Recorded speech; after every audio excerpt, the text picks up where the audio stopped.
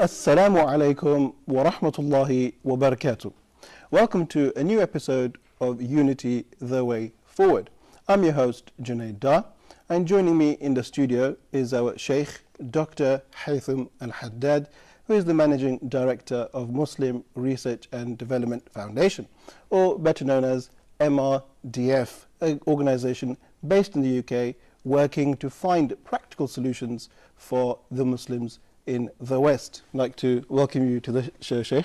Hayyakum Allah, ahlan wa sahlan. Welcome, brother, and welcome to all brothers and sisters watching this program. Jazakallah khair. In our previous episode, we discussed unity, and we discussed its definition. And we took unity back to the Khilafah, and we tied Khilafah and unity together. We extracted many benefits, and saying that Khilafah is a universal concept, not exclusive to anyone in particular. So moving on from there, Sheikh, can we then say that, can we achieve unity without Khilafah? Yeah. Bismillahir Rahmanir Rahim. Alhamdulillahi Rabbil Alameen. والصلاة والسلام على أشرف الأنبياء والمرسلين نبينا محمد صلى الله عليه وعلى آله وصحبه وسلم تسليما كثيرا.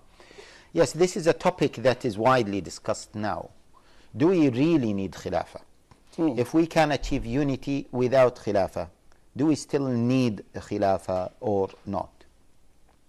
I can't claim that I will give a definite answer about this, because this is a huge topic. However, I will just give some glimpse, as they say, or some dimensions for us to consider when we talk about this important topic. Right. You remember last time we said that the most important thing is that we need to be united on the strategic decisions for our ummah, even if we don't have the political symbolic representation of the unity of the ummah, which is Khilafah. But here I would like to stress that unity by itself and being under one Khalifa has been originated from textual evidences, as we will discuss inshallah, has been also originated from the practice of Muslims. Right. Now, can we say that this political representations of the unity of the ummah is linked to a specific reason? It is not by itself intended by Sharia. Okay. This is something that we need really big scholars to discuss this in conferences, not just individually. And we need collective ijtihad. So, but we need to understand certain things that are relevant to our viewers here. When we say that, by the way, just before we start this, you know, last time we said that Muslims were united under one Khalifa throughout history, or throughout the most important periods in our history. It was just recent where some, maybe you can call scholars or some researchers or some people of knowledge, started to discuss the significance of this representation of Khilafah. And if I may just digress a little bit and mention this important point. You know, the Khilafah, the Ottoman Khilafah fell in 1924. Okay. In 1926, the Azhar called for a conference for Muslim scholars from all over the world to discuss the issue of Khilafah. This is in 1926, 2 years after the fall of Khilafah, the Ottoman Khilafah. And they were discussing whether we really need Khilafah or not. It is a huge topic. But one of the papers that have been presented, and later on it was transferred into a book, is a paper written by Ali Abdul Razzaq, or Ali Abdul Raziq. Ali Abdul Raziq, he is the brother of Mustafa Abdul Raziq. Ali Abdul Raziq died in 1966. His brother Mustafa Abdul Raziq, he was appointed in 1957 during that time as the Sheikh of Al-Azhar. And you know the Sheikh of Al-Azhar, the Grand Sheikh of Al-Azhar, is a very important position in the Muslim world, not only in Egypt. Exactly. So this is Mustafa Abdul Raziq, and his brother is Ali Abdul Raziq who presented this paper about Khilafah. Later on it was written or printed in a book called Al-Islam wa Usul al-Hukum, Al-Islam and the Principles of Governance. Right. This book was translated recently, or I came across the translation recently, and now Western academics are taking care of this book, putting attention to this book and to the concept of Khilafah, and they are in fact promoting the idea that Ali Abdul Raziq came up with. His idea was that we don't need Khilafah. Khilafah is just a political stance that some people taken at a particular time. It is not a religious duty, and it has been misused and misunderstood.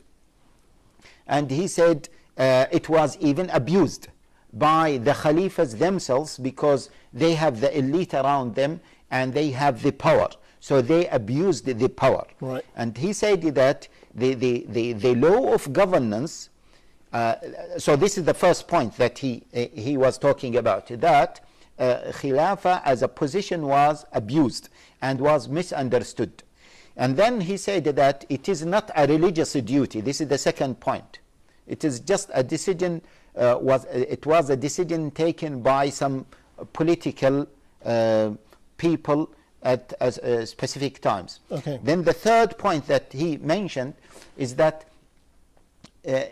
does Allah Jalla wa Ala impose on us as Muslims a certain law or a certain way of governance, or it is up to us human beings to choose any law of governance? Right. And then he was discussing another point, which is, if we say that the sovereignty belongs to Allah Jalla wa Ala, but is that sovereignty represented in Khilafah, or it is left to people, how can they run their affairs? Okay. And the Khalifa, he mentioned an important point which was misunderstood by some Muslim intellectuals and some even good Muslims, where the Khalifa, does he receive his authority from the religious dimension or from people? Does Right. he receive his authority from Allah or from the divine or from people?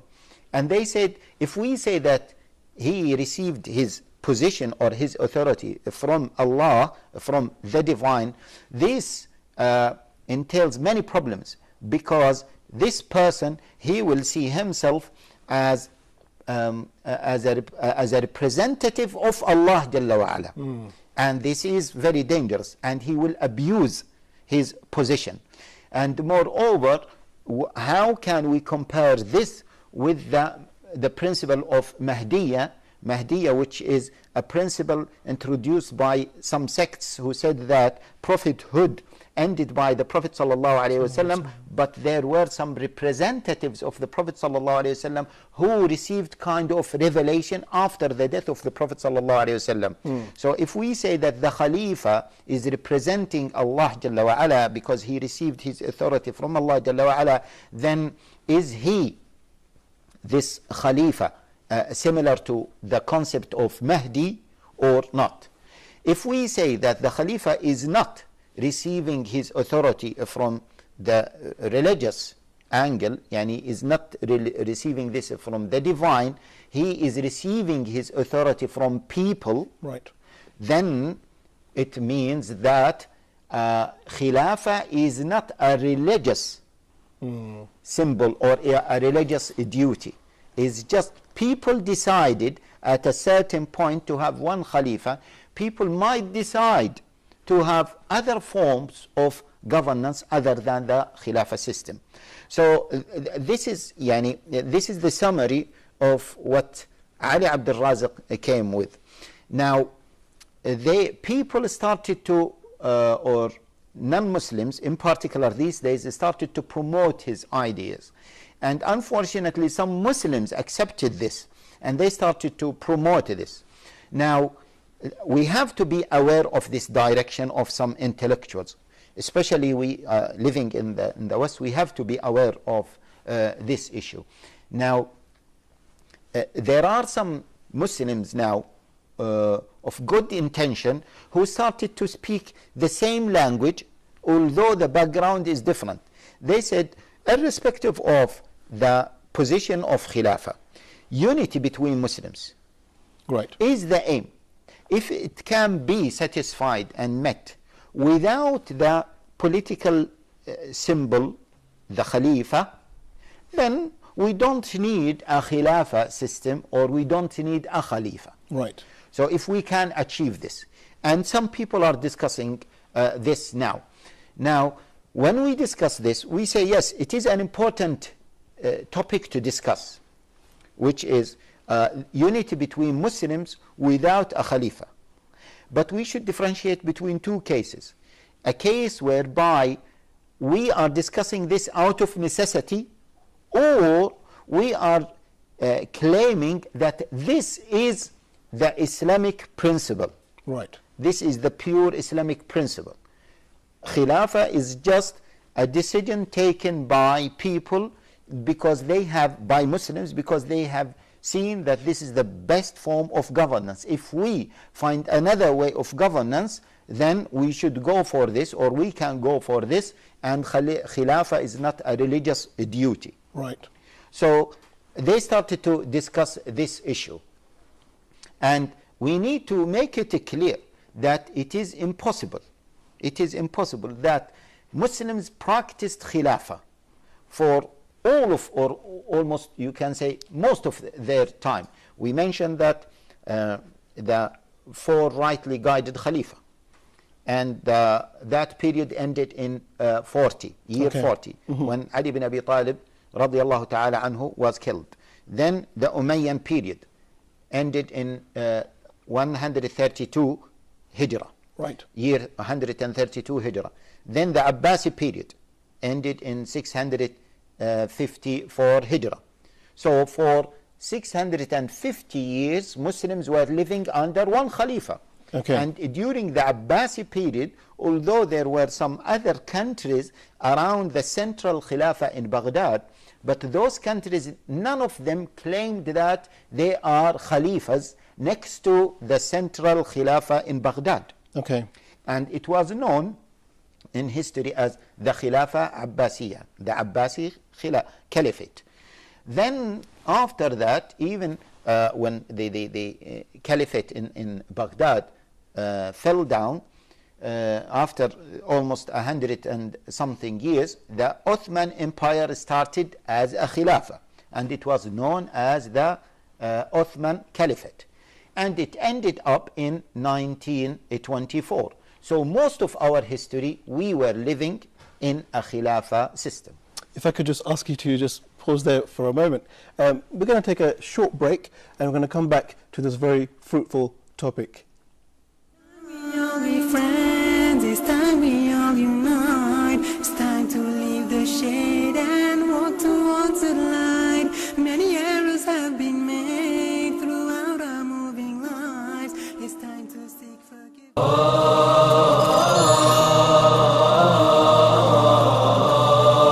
Allah subhanahu wa ta'ala choose whom He wills subhanahu wa ta'ala for His mercy, for His messengership, for the revelation to be revealed. This is not for the human beings to make that decision. If a person would turn to Allah subhanahu wa ta'ala sincerely, truthfully, asking for forgiveness, Allah subhanahu wa ta'ala promised to forgive. We have as Muslims a duty, and that is to recite the book of Allah, to ponder over the verses, the words of Allah subhanahu wa ta'ala, and to act according to the Quran. The mercy of Allah subhanahu wa ta'ala encompasses everything, but who would this mercy will be for? And the Prophet sallallahu alaihi wasallam was sent to all mankind. So the ummah, or the people of the Prophet sallallahu alaihi wasallam, are all mankind since the time of the Prophet sallallahu alaihi wasallam till the day of judgment. Why waste our life without getting to know every verse in the Quran, what Allah subhanahu wa ta'ala wants from us?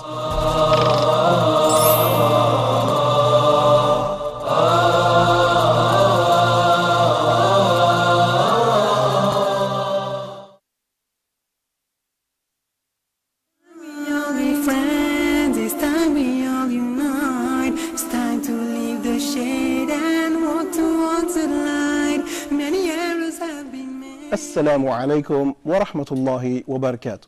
Welcome back. We have a very interesting discussion taking place right now. Sheikh, we were talking about the Khilafah being divinely inspired or being a choice of the people. Could you continue shedding light on this topic, please? Bismillahir Rahmanir Rahim.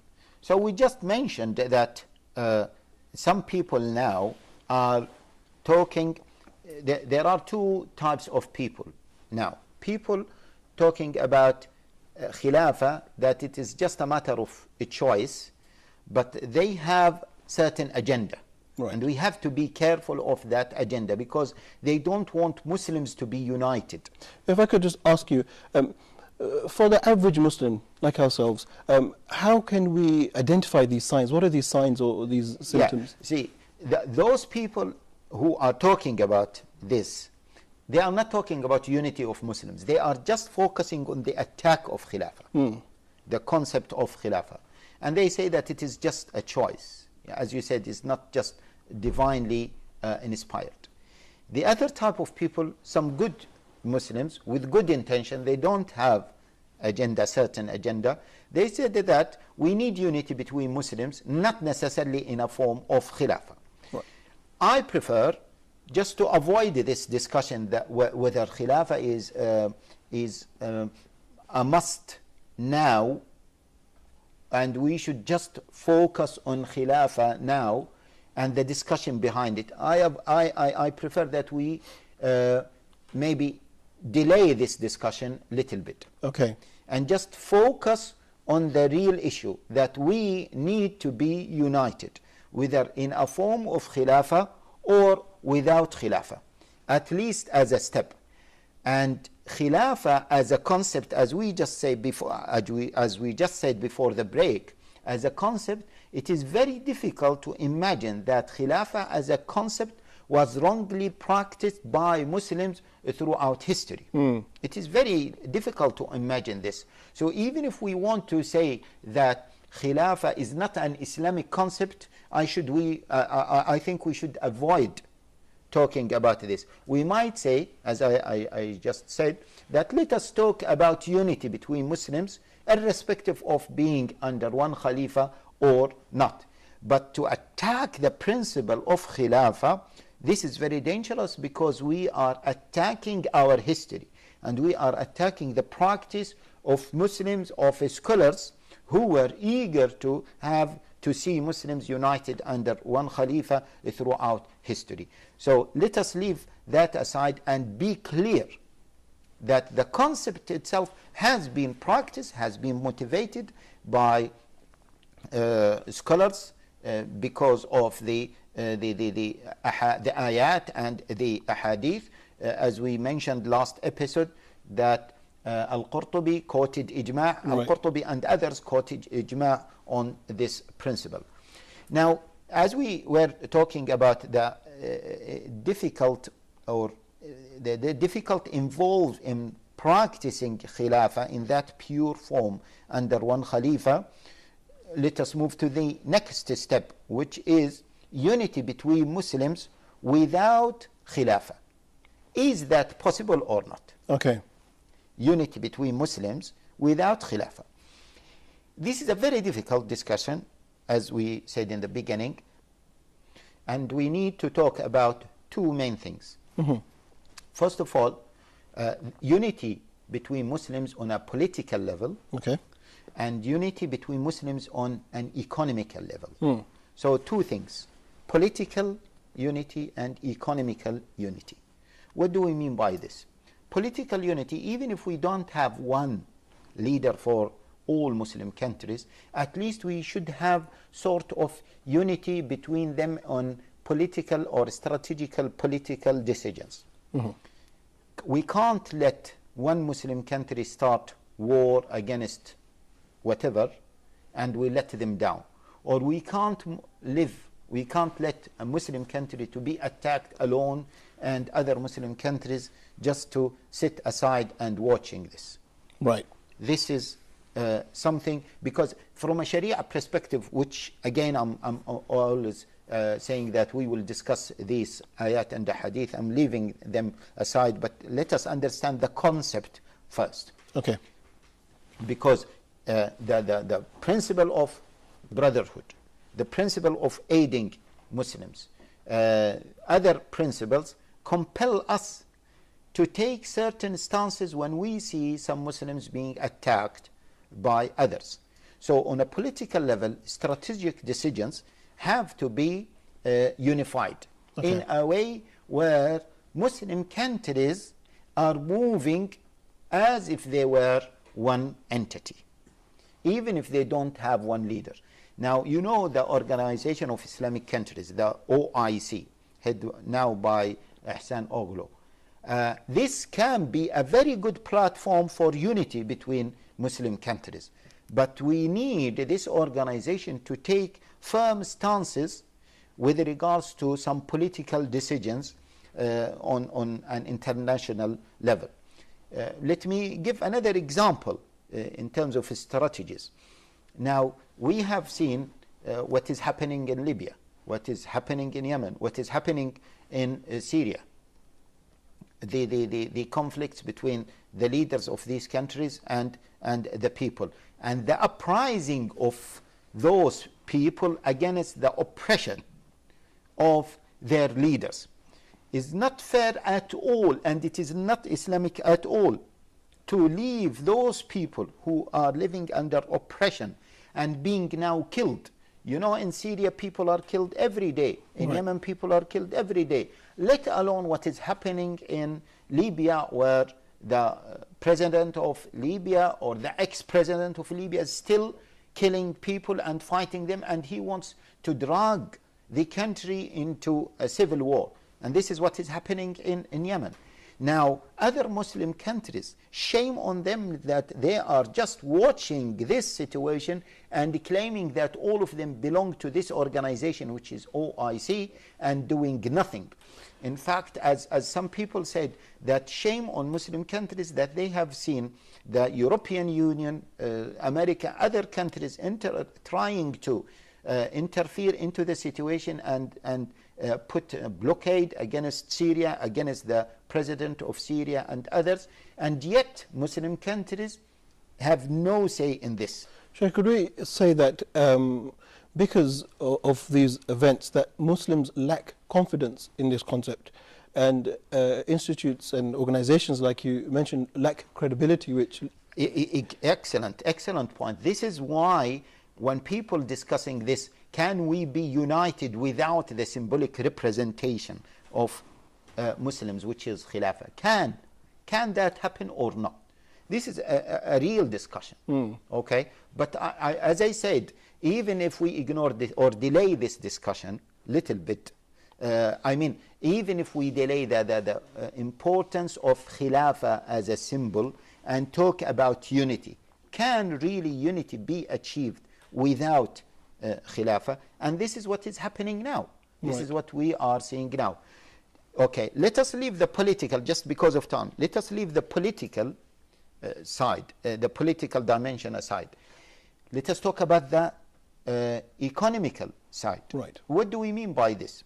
Is it Islamic that some countries, without naming any country, live a very luxurious life? The GPA is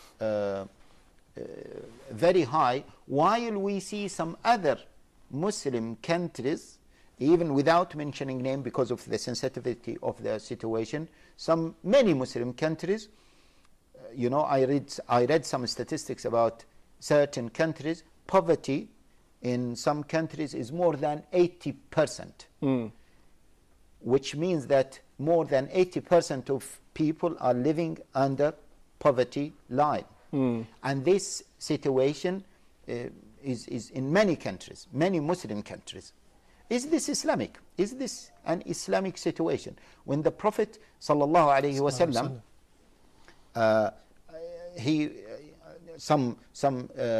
some people came to him, the very famous hadith, Mujtabi Nimar. They came to the Prophet sallallahu alaihi wasallam, and they were suffering from poverty, hunger, and the Prophet sallallahu alaihi wasallam was so stressed because of their financial situation. So the Prophet ﷺ called for as-salah, and the Prophet ﷺ encouraged Muslims to what? To donate for those people. And when people started to donate, the Prophet ﷺ became very, very happy. And you know the famous hadith, in the famous statement of the Prophet ﷺ in this story, when a person came with a big amount of food and jewelry and other things, and he put it in front of the Prophet ﷺ, so he encouraged more people to donate. Then the Prophet ﷺ said, whoever established a sunnah in Islam, then he will get the reward of it and the reward of all people to practice it after him.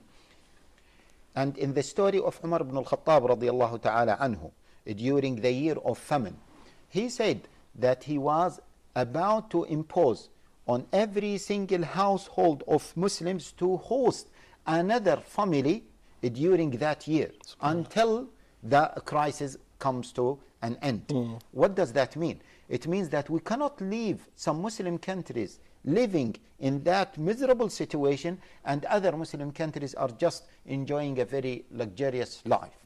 So this unity, the economical unity between Muslims, is one of the main elements of unity that needs to be established, although we don't have a Khilafah system. Thank you, Sheikh.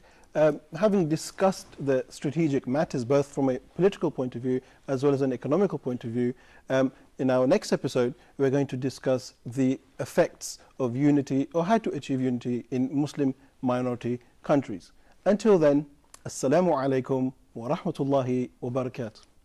We all be friends, it's time we all unite. It's time to leave the shade and walk towards the light. Many errors have been made throughout our moving lives. It's time to seek forgiveness and do that which is right. Then only can we see between just you and me the glory of Islam and its endless beauty. No matter where you're from, no matter who you are, when it's time to leave this world, we'll all... Do we really need Khilafah?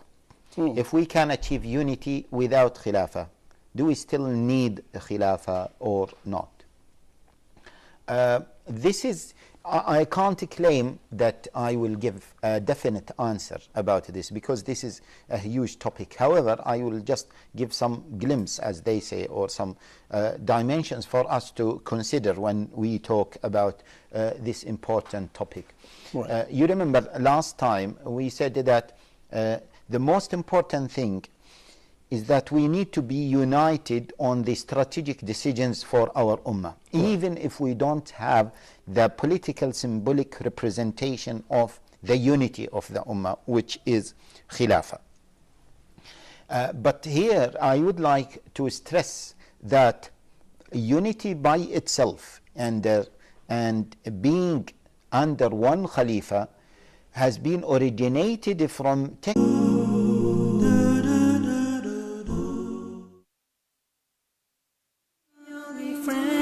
It's time we all unite. It's time to leave the shade and walk towards the light. Many errors have been made throughout our moving lives. It's time to seek forgiveness and do that which is right. Then only can we see between just you and me the glory of Islam and its endless beauty.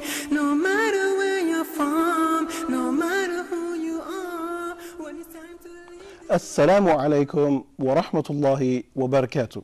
Welcome to a new episode of Unity the Way Forward.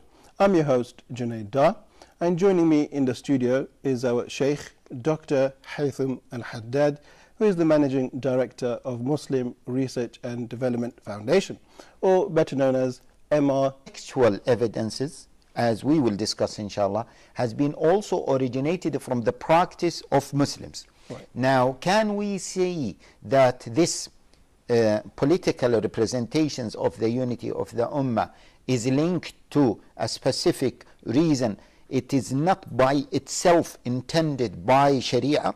Okay. This is something that we need really big scholars to discuss this in conferences, not just individually. And we need collective ijtihad. So, but we need to understand certain things that are relevant to our viewers here.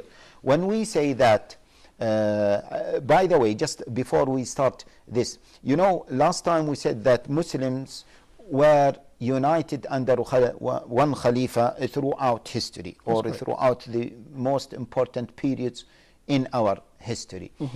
It was just DF, an organization based in the UK, working to find practical solutions for the Muslims in the West. I'd like to welcome you to the show, Sheikh. Hayyakum Allah wa sahlan. Welcome, brother, and welcome to all brothers and sisters watching this program. Jazakallah khair. In our previous episode, we discussed unity, and we discussed its definition. And we took unity back to the Khilafah, and we tied Khilafah and unity together. We extracted many benefits, and saying that Khilafah is a universal concept, not exclusive to anyone in particular.